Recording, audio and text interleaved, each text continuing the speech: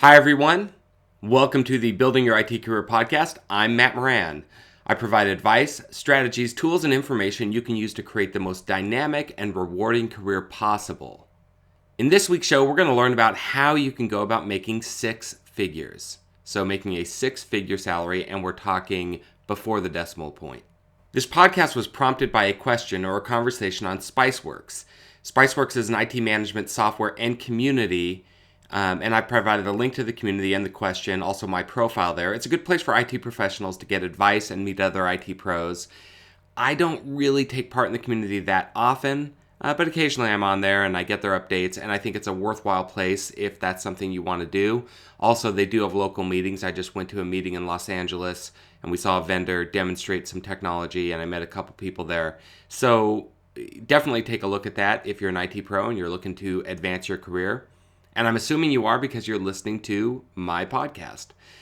So before we get to the topic at hand, earning six figures, and I'll cover how the question came up and kind of my thoughts on that and unpack my response a bit, I was sent an email and somebody said, hey, where are you? You haven't updated the podcast in a while. So I'm going to give you kind of the quick summary as to what's going on.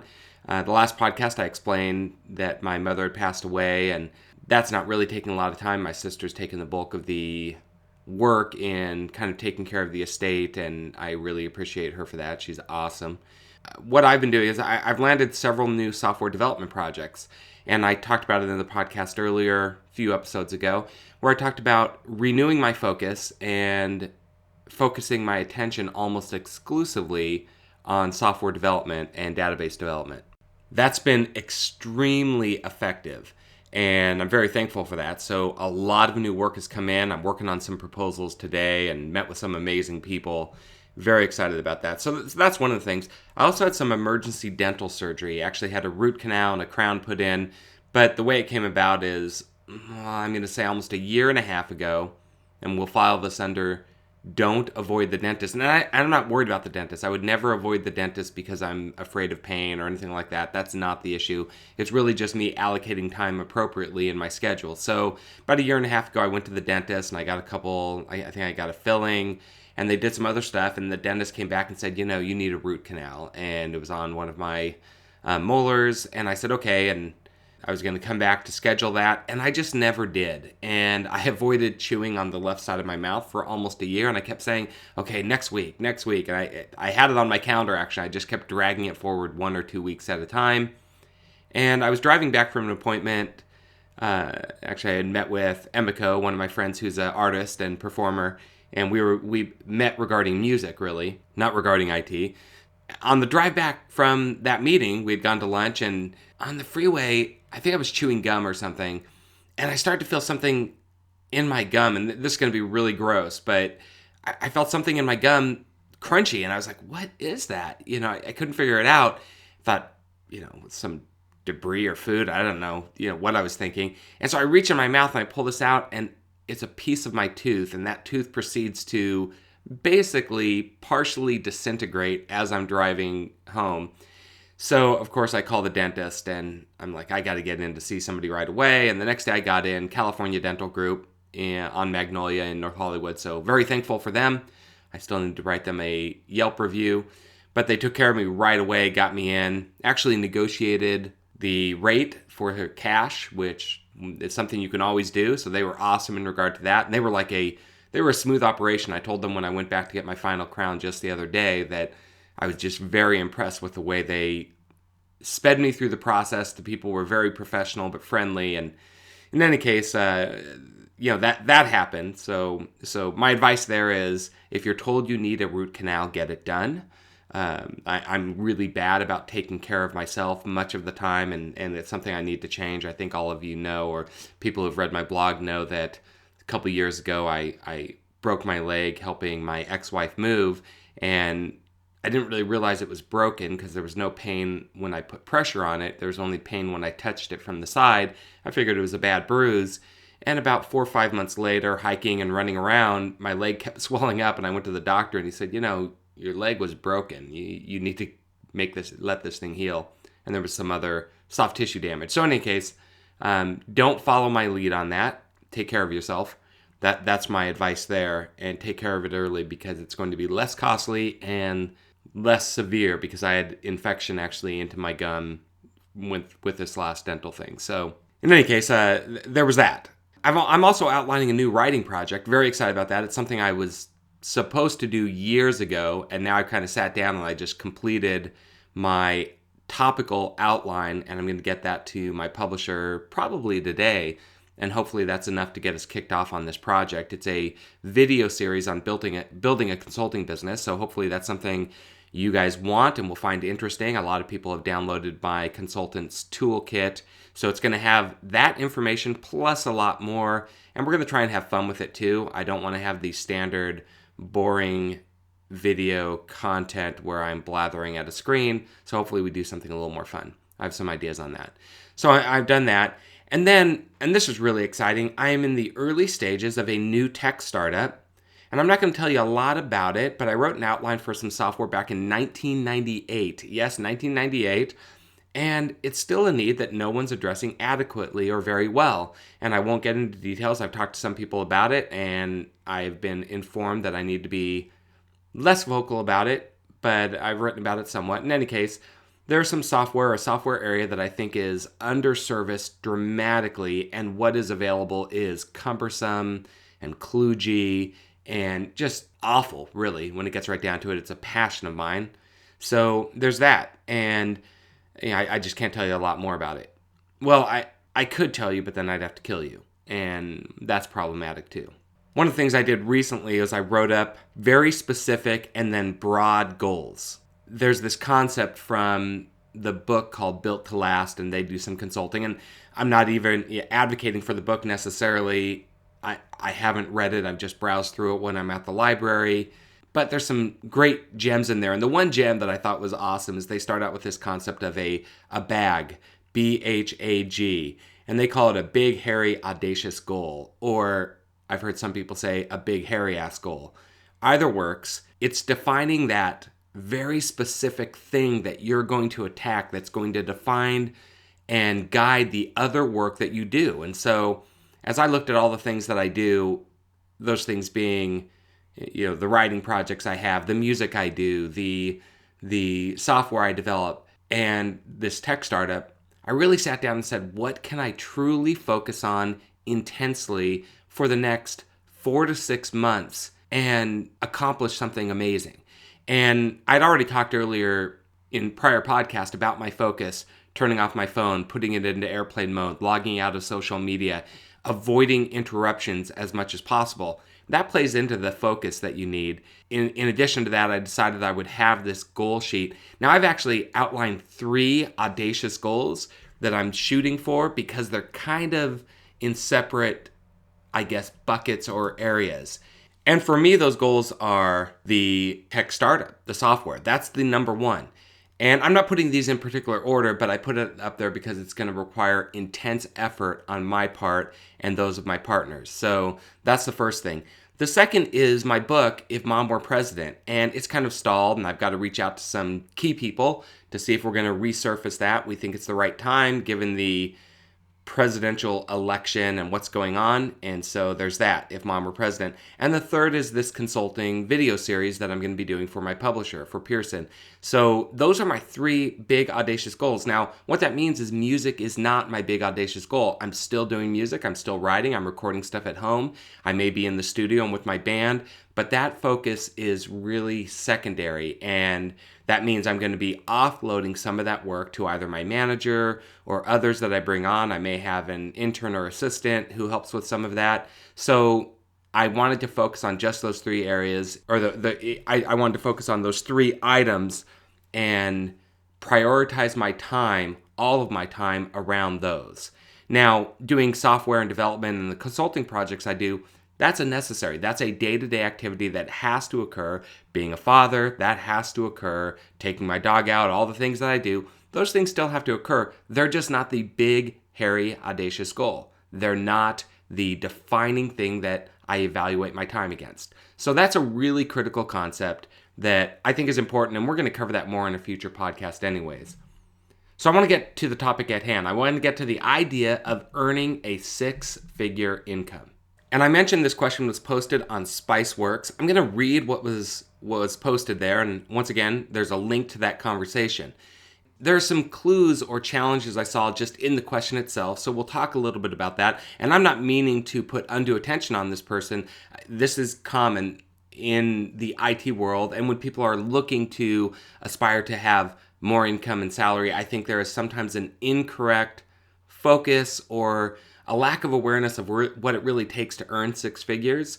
I've been blessed to be able to earn that, and I've earned less at different times. I think I mentioned I give a talk called Overcoming Adversity, and after my divorce and my first divorce and the ensuing flood that destroyed my home and all those things, I went through a very bleak period of time where I struggled a lot, and I value that time because it helped me reevaluate what was important to me. I've kind of come back full circle and said, hey, I want to earn really good money, but I have a specific focus and goal and a reason for wanting to do that. Once again, that's for another topic. We're just going to talk about the concept and ways you can go about increasing your income. And we say six figures because people look at that as some very specific goal or lofty goal. In the end, really the conversation is maximizing your salary, and whether that's earning six figures or seven figures or 90,000 is irrelevant to me. The dollar figure is not as important as the concept of earning more if that's something you want to do. So I'm going to read you the question as it was posted. Look, I know this sounds ridiculous, but seriously, we all want to make six figures eventually, and we all have some sort of plan. Me being a college student would like to know what yours is. Also tell me what you think of my plan. And then he lists a series of bullets. This is his plan. Complete the 2 internships required by my school. Graduate with a BA in Computer Sys Tech, includes classes in Business Administration. Get certified in this order: CCNA, CCNP, CCNA Security, CCNP Security, CCIE, CCIE Security. Experience, experience, experience. Get as much as possible because, as Scott Allen Miller, one of the Spiceworks community members, has taught me, nothing beats experience. Use my degree to move up. So those are his items. And I want to cover a couple things. So first is, he says, I know this sounds ridiculous, but we all want to earn six figures. I don't know what's ridiculous about wanting to earn more money. So that's the first thing. And some people comment on that it was either selfish or something less than honorable to want to earn six figures. There's nothing wrong with wanting to earn more money. So if people say that, they're just either ignorant or jealous, or it's their perspective. I personally find nothing wrong with an income goal. That's awesome. If you want to make $1 million, put that out there. Now, if that means you're going to step on people's backs and you're going to be dishonorable and lack integrity and hurt people and be either non-existent or non-available to your family, that's not okay. And that's for you to figure out. But clearly there are issues with people who are strictly out there for the greed and they want to earn money because that's what feeds their soul, because there's something lacking, my opinion. But the idea of wanting to earn more money, earning six figures, that's fine. That's a great plan. It's not ridiculous. Secondly, the contention that everyone has a plan, I would disagree. I don't think most people do have a plan. I think the number of people who have no plan is astronomical. I also think that people who have plans that are poorly executed or thought through is astronomical. It's most people, they have a misconception. And I would contend to some degree, the plan that he's posed doesn't really address the idea of earning more money. It addresses some things like getting certifications and degrees. And so in my response, you'll see those are not the things that are going to earn you more money. Those are just things to tack on, which is fine. I'm not saying don't have those as goals, but it's the application of your skills to specific projects that have value that's going to earn you money. That's it. That's what it's going to be. So when he ends with the use my degree to move up, your degree isn't going to help you move up. It's not using your degree to help you move up. It's using the applied experience. The degree is just a piece of paper. And I know too many people who have no degree and earn amazing money as entrepreneurs. And I know many people with multiple degrees who earn dismally. So that's the first thing, is change the focus, I guess, is what I'd say. So I'm going to go through some of the items that I've listed out that I think are important, and I'm going to unpack those a bit. So I listed several things. I've got them linked in the blog and at the podcast page, and you can look at those. So the first thing to consider is $100,000 a year, not that challenging. It's $50 an hour, about full-time. That's what puts you there. It seems challenging because until you reach that, it seems like a daunting high figure. After you do it for a little bit, you find out it's really not that complicated. Now, I started earning six figures by consulting. I was working for a large corporate environment, and my career was advancing, and I was getting good promotions and kind of forcing my way into those. And when I say forcing myself into those, I was simply going to my boss and saying, I've done this work. I expect to be compensated. I've done this for over a year, and we can talk a little bit about that. I start doing work long before I'm given the title or I've included it or it's been included in my job description. In fact, I tell people all the time, I've never looked at a job description. My job description is do amazing stuff that solves problems. That's my job description. And so I make sure that's what I'm doing all the time. But after I've completed things for some period of time and I've done the projects, I expect to be compensated. So that's how I work to move up professionally. But ultimately, I developed some software that did document assembly. My boss did a presentation, and that led to a consulting gig. I got called, I think she presented Thursday morning, and by Thursday afternoon, I was called by another company that offered me a lot more money. And so when she returned from where she was giving the presentation, I think it was in Texas, she returned to California, I gave my notice and I said, don't counter, I want to go do this other thing. And that's where I started earning six figures. So that's how that occurred. Very much, I don't want to say accidental, but it was a natural byproduct of providing valuable products consistently and then getting my name out there because I'd done some written work and got written up in PC Week magazine, I think is what it was at the time, which became eWeek.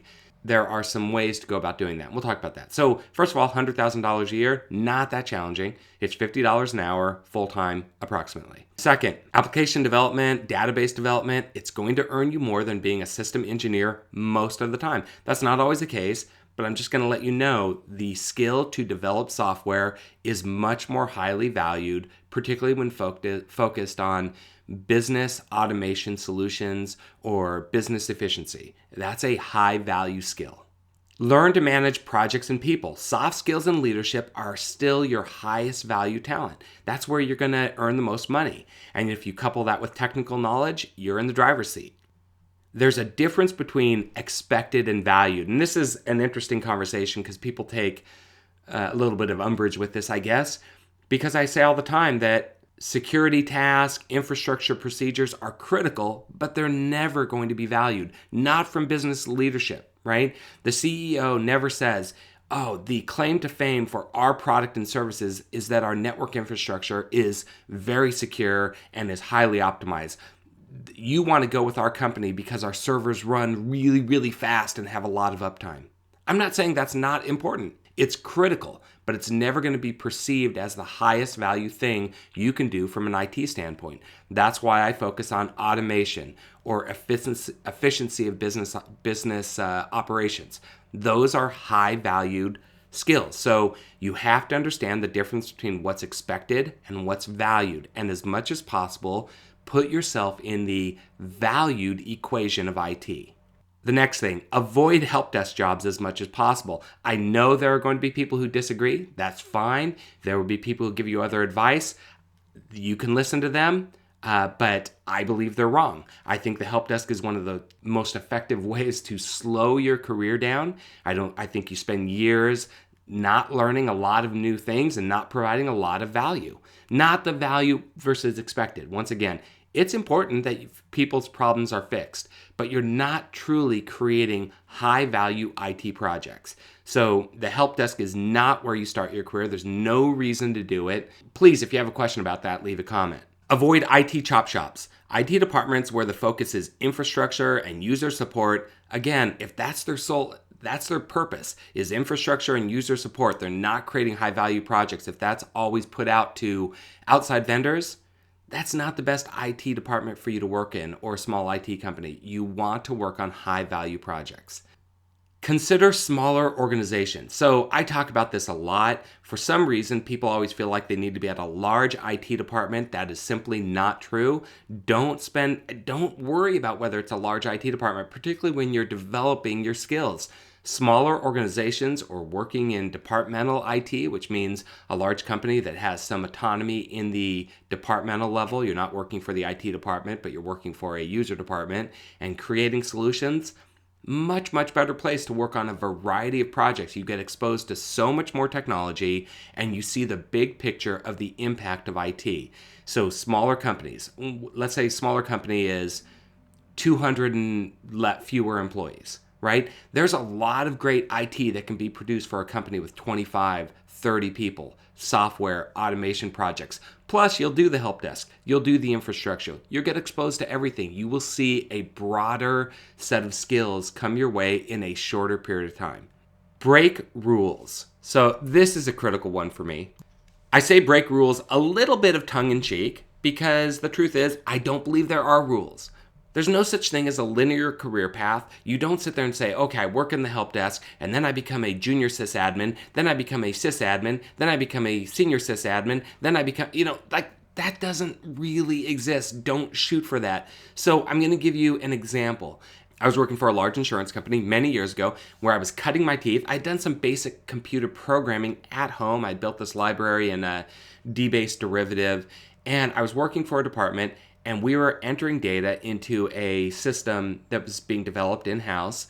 I was really just doing data entry for the most part. And I'd written some batch files to automate some of the production of what I do. And the programmer writing the program we were entering data into, his name was Pat, he went on vacation, was gone, and probably the day after he left, the director of the department, not an IT department, came in and said he needed a certain report. He needed some information from the system, and the person running our department didn't know how to get it. And I thought about it. I said, I think I can do that. And so I just kind of popped in and said, hey, I think I can get you that. Is it something I can work on? He said, sure. Go make that happen. And it probably took me a day and a half to create something that should have taken me an hour, I'm sure. And I just fumbled through this, but I got him the data he needed. And he came back a day later and said, hey, I need something that shows me this. Can you get this? And I did that for him and a few other small data reporting projects.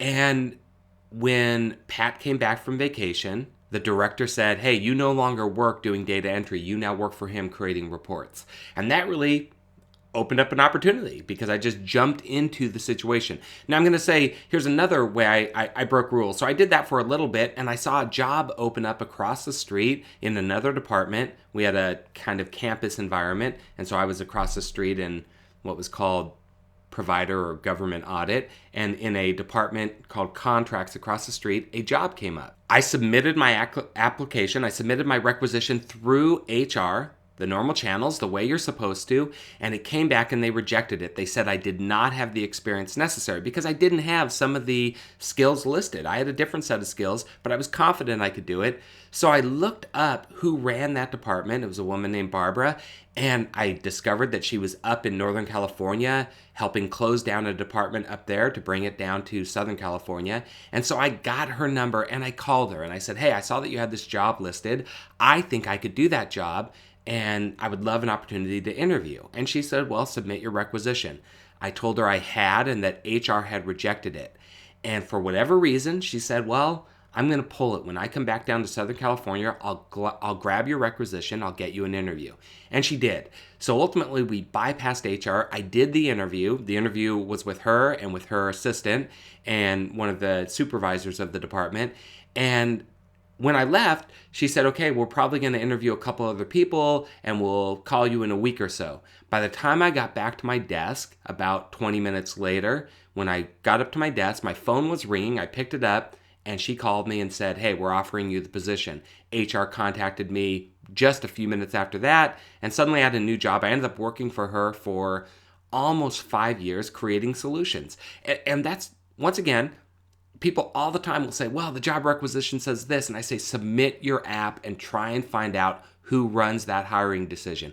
Go get in front of them. Talk to them. Let them know you're interested. And I say it all the time. They say, we're going to call you in 2 weeks. You follow up in a week. You've got to be persistent. You've got to break the rules because the rules don't exist.